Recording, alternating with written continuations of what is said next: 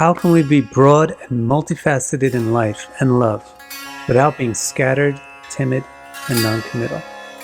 This is the life lesson we'll learn from the third star of Vedic Astrology, Mṛgaśīrṣā, the doe. In this series, Life Lessons of the Vedic Nakshatra, we'll discover how life really works by exploring the 27 constellations through the mystical Sanskrit words of the Vedic Nakshatra Sutra.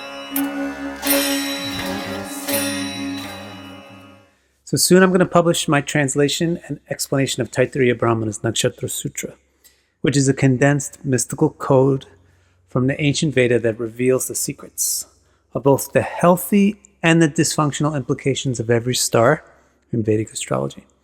So this week, let's discuss what life lessons we're going to learn from the third of the 27 Vedic stars, Mṛgaśīrṣā, the doe. So as usual, let's begin by hearing the original Sanskrit of the sutra, which I recorded along with some of the students from the first time I gave this class on the Nakshatra Sutras. So here it is, the original Sanskrit sutra for Mṛgaśīrṣā.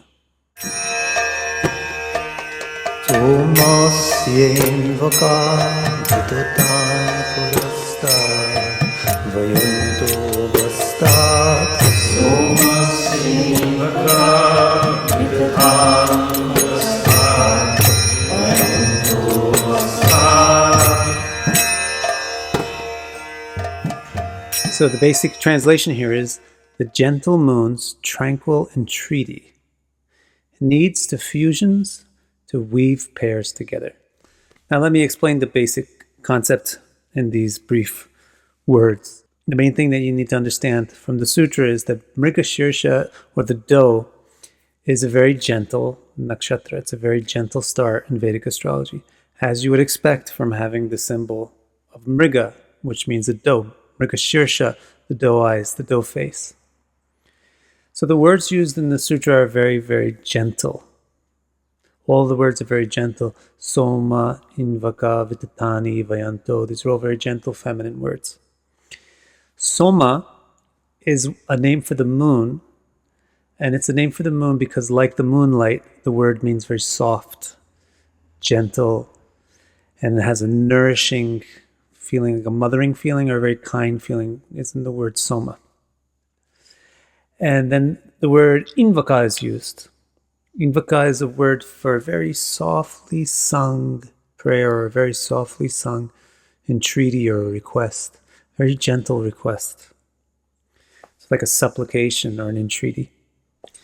Now every sutra points out what the nakshatra needs, which is denoted by the word prastat, and also what the nakshatra wants to produce, which is denoted by the word avastat.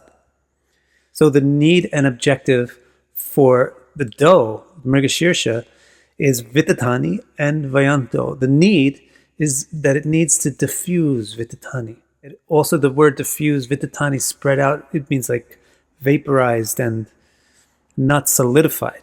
So it doesn't like to be too cut and dry or too digital or too clear. Actually, it likes to be a little blurry, it likes to be a little misty, it likes to fog out so that it can be soft and not be defined so harshly. So this is what the doe star needs. It needs to be diffuse. It needs to be fog-like, vapor-like. And why? Why does it want to be diffused out? What's its objective? What does it want to produce? That's Vayanta. Vayanto means it is going to weave things together, or braid things together. It's going to create pairs. So that's the objective. The objective of Mṛgaśīrṣā is to pair things up, to couple things up. And that's why it likes to go out and find things that it can bring together. And the deer and the doe, they're not solitary creatures at all. They always stay in herds. So in the same way, Mṛgaśīrṣā, the doe nakshatra, the doe star, it wants to weave together. It wants to be in pairs or groups. It doesn't want to be solitary. The doe is very beautiful and feminine and intimate, loving feeling, right? So also this star of the doe, the Mṛgaśīrṣā nakshatra, it's particularly interested in weaving things together intimately, personally, not the big, huge organizations, not forming huge organizations so much as making partnerships between individuals. Now, as for the life lesson that we get from studying this star, the doe, Mṛgaśīrṣā.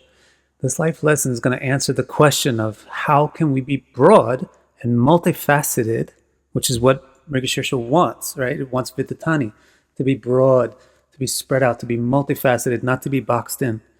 So how can we do that in our life, which is like in the ways that we do things, in our ideology, the way that we think about things, in our love, in our relationships, and in our romance? How can we do that yet not be scattered, timid, and non-committal?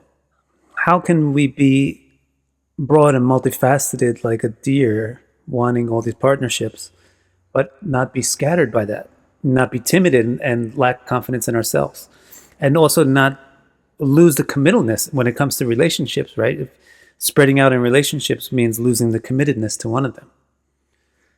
So how is Mṛgaśīrṣā going to solve this problem? The Mṛgaśīrṣā problem is that it needs diffusion. So how does that translate into a problem? It means it's unable to argue really well. It's unable to fight. It's unable to take a stand. It's not going to be so able to keep a commitment and be firm. And it's going to give a feeling of weakness without support. That's the problem that Mṛgaśīrṣā can bring. The asset of Mṛgaśīrṣā is that it can form partnerships. It can form couples. It can form intimate groups, teams.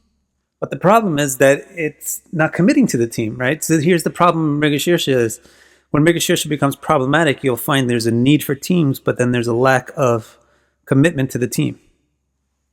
So how do you solve that? You always have to keep the core partnership sharp in your mind and not let the core partnership, the Vayanta, not let the thing which has been weaved become frazzled and weakened and unwoven. You can't diffuse that. The core partnership has to be firmly and clearly established and committed to. And then the Vayanta, or the spreading around, is then used to asset and augment and decorate and enhance and spice up that core commitment. If you don't have that core commitment, then you just wander around like a timid deer. But if your herd has like a pack leader, then you have the core commitment, then the deer is strong. So in the same way, the Mṛgaśīrṣā person really needs to clearly define their core commitment, whether it's in terms of a relationship, or whether it's in terms of an ideology, or whether it's just in terms of like a daily schedule. You have to make that one thing that's going to be solid, and then you can let your multifacetedness and broad diplomatic nature work for the benefit of that team. That keeps it focused.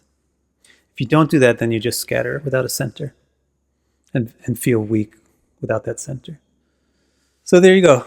There's an example of some of the great wisdom that you can get by studying the Vedic stars, even without studying them in your own chart, and some of the amazing things you can get by studying the Nakshatra Sutra of Taittiriya Brahmana, which I'll hopefully be putting out soon. So I'll be putting out that book soon, and I'll be starting a new online class this month.